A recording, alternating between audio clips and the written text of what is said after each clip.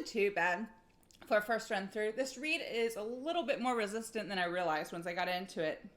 My phrasing wasn't quite what I wanted. I ran out of air at the end of that first big phrase, and I didn't take a breath at the start of the little cadenza, and I think I may have to for the time being. So I'm going to go ahead and write that in.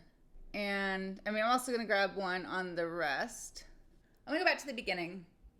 I made a couple of mistakes in this one. I think the first half I did all right, but then I made a couple of reading mistakes later on. I'm going to zoom in just a little bit. I feel like there are a couple places in this study where it doesn't quite go where I anticipate. I think I've said that about a lot of these studies. So I'm starting to think that that's like Rose's thing. Like it seems like a very like straightforward classical study, but every now and then there are these like little twists that are not quite what you expect. I think there are a couple places where that happens here. So I'm going to go back to the beginning and we'll just work our way through.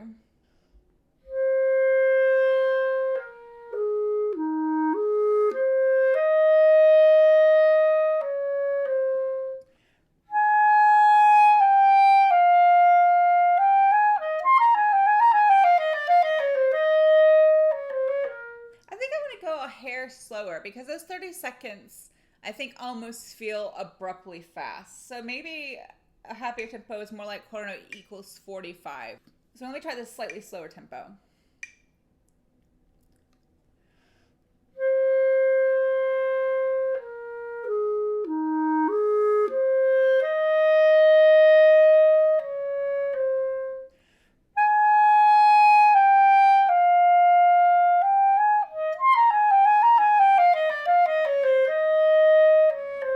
I didn't count that right, did I?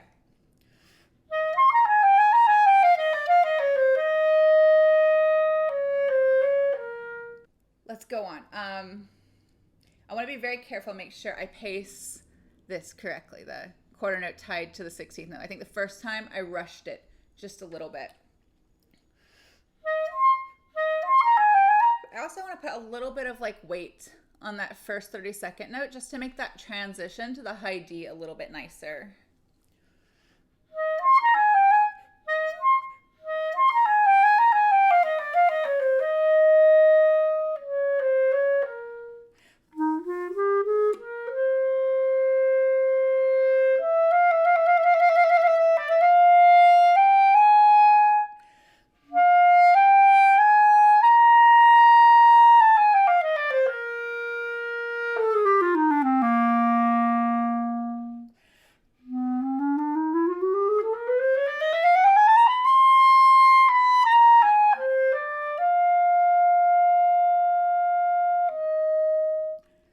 Out nicer with the breath. I was able to finish that phrase and make it much more intentional, much nicer.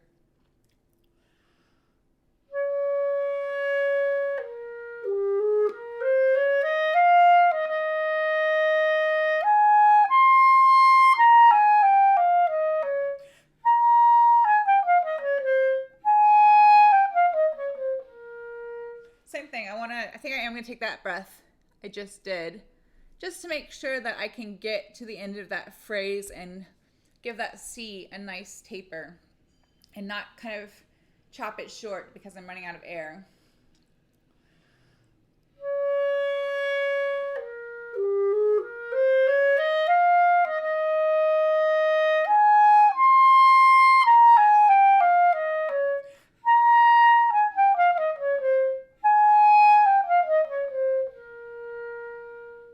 Yeah, I like that. But I'm going to put a little bit of space between the D and the B flat as well. I'm not going to breathe there the second time, but I want a little bit of space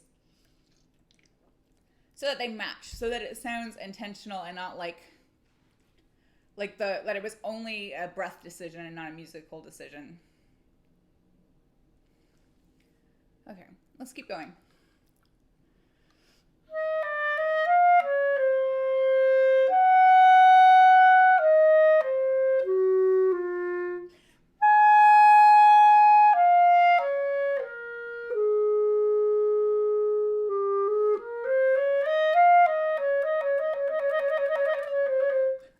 That trill.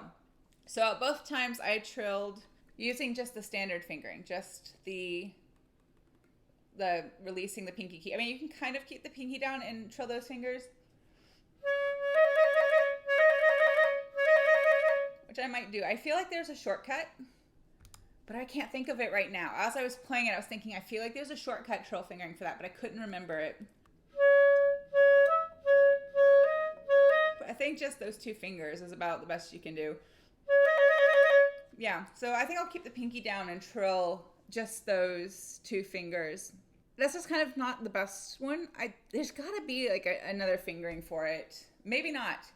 On the clarinet, there are a couple places where you have some wiggle room with trill fingerings where you can use like kind of fake fingerings to make a decent trill happen. But there are some places where you can't, where you're kind of just stuck with the awkward trill fingering. And so I think the best you can do here is keep the pinky down and just trill your ring and middle fingers. Let me try that spot one more time. I'm going to get into it from the end of the preceding line.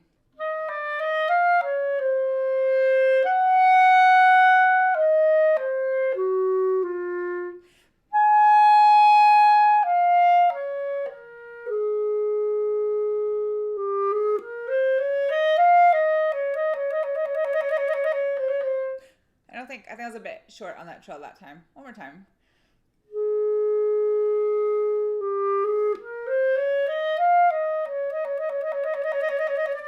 Nope. I did time it right the first time, but that time I didn't trill as nicely.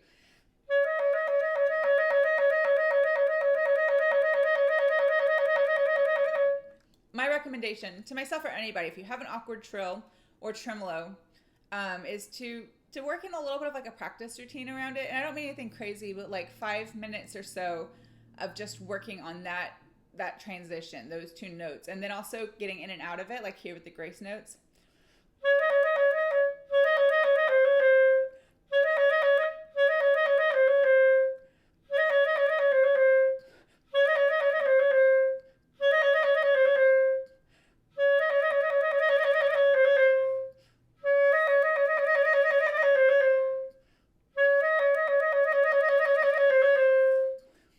Teacher at Guild, he asked me once in a lesson, I can't remember what we were working on, but I think it was Mozart. I think it was the first movement of the Mozart concerto. And he asked me, what's the most important note in the trill?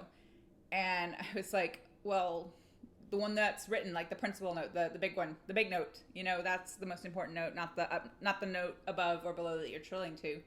And he was like, no, both notes are equally important, otherwise it's not a trill. And I was like, okay, I guess that makes sense. You know, if, I guess the counter argument to that would be a timbre trill, which I talked about a little bit in Friday's stream. But he said that he treats every trill as if it's just shorthand for like a series of 30 seconds, 64ths, you know, whatever speed he's going to play it. So he instructed me to practice it kind of attaching my ear to the other note, the one that's not written, you know, and making sure that that note is speaking as nicely as the main note. And that's how you know that you're trilling correctly. So as I play that, I am, of course, concentrating on fingers, trying to tidy that up as much as possible, but I'm listening to the F. Even though the E flat is the written note, I'm really listening for the F.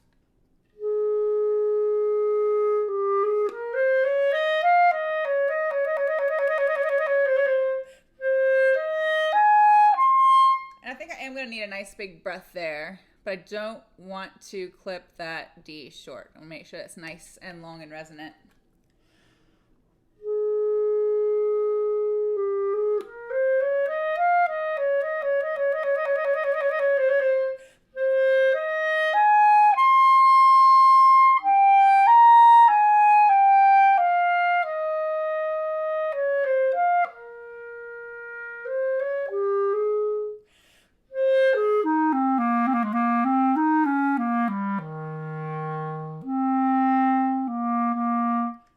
Writ there. I got the turn correct that time. I messed it up the first time. But I think I need to do more writ. I think it needs to be more and sooner.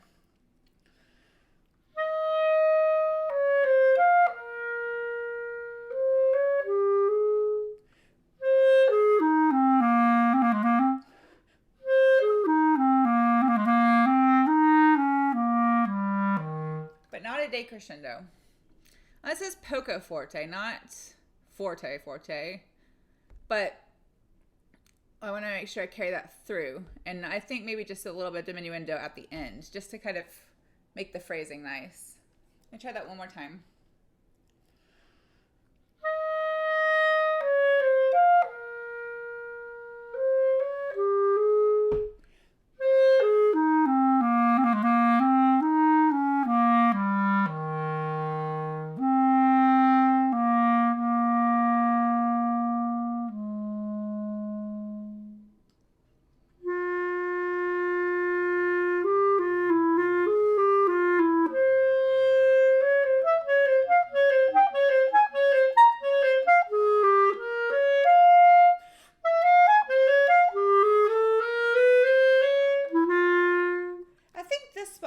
It's marked a tempo, but I think I might actually play it a hair faster.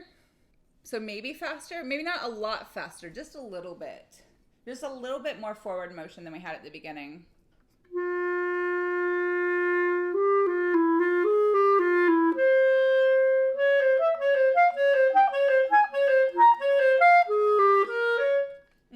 I don't know what I want to do there.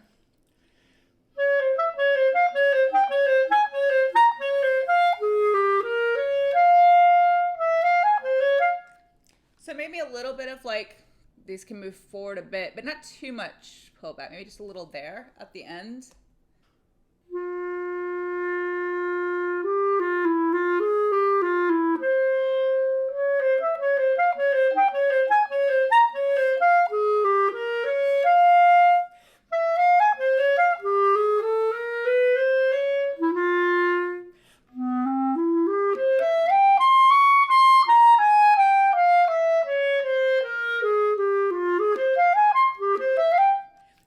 Breathe somewhere in there. I have this breath here. I think I kind of skipped it. I would love to make it until the fermata on the rest before I breathe again, but I don't know if that's going to be possible. Let's try it, and if it doesn't work, then I'm going to find another place to breathe.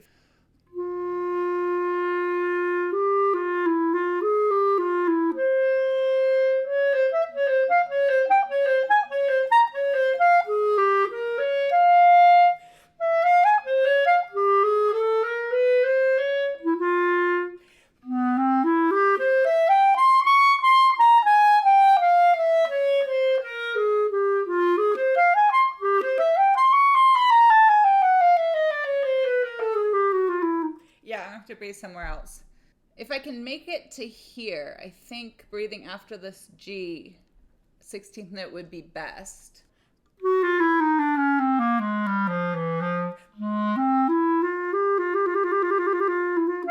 Yeah, I think that will work better than breaking up any of the other moments, but I'm not sure. Let me try that whole stretch one more time.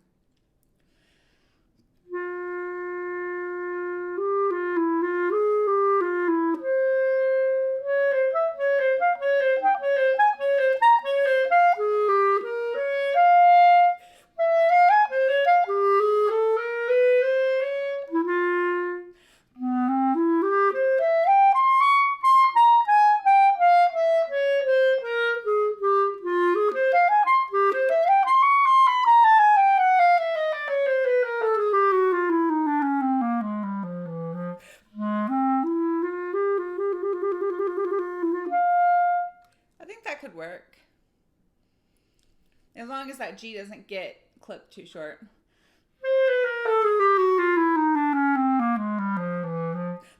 No, it's still too short. I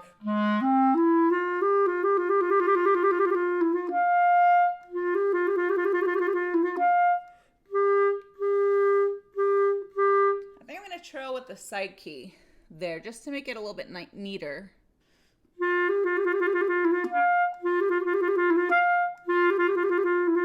The A key sounds nicer.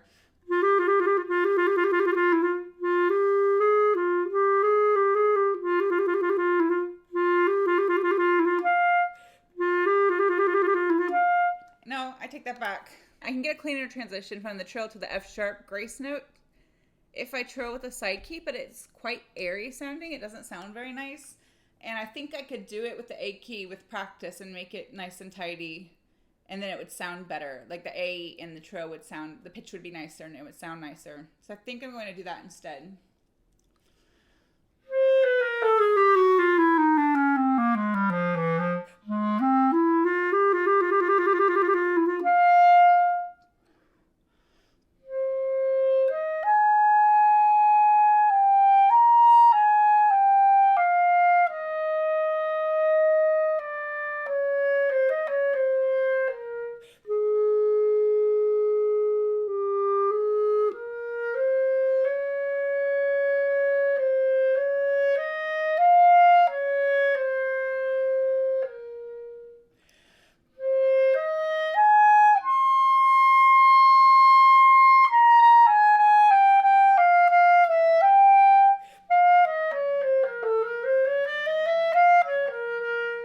Yeah, I think that part I messed up before, but that time was better.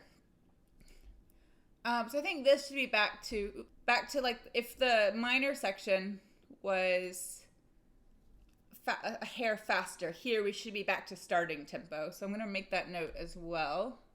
I'm going to, let me do the recap, or not recap, but where we go back to the starting tempo. I'm going to start there.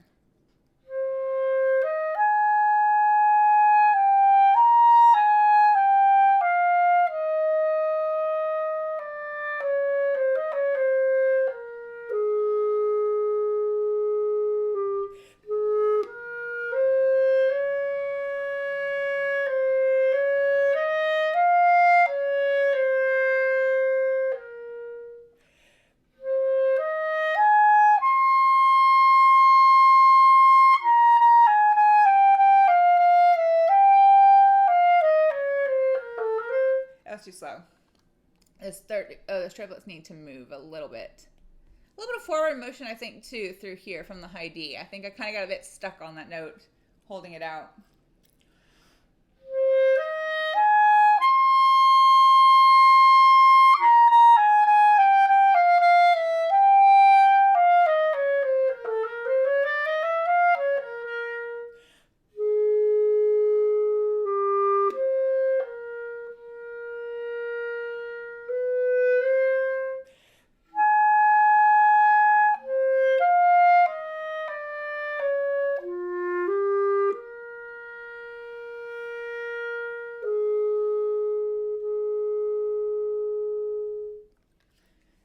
Ending because it doesn't quite end the way you think it's going to.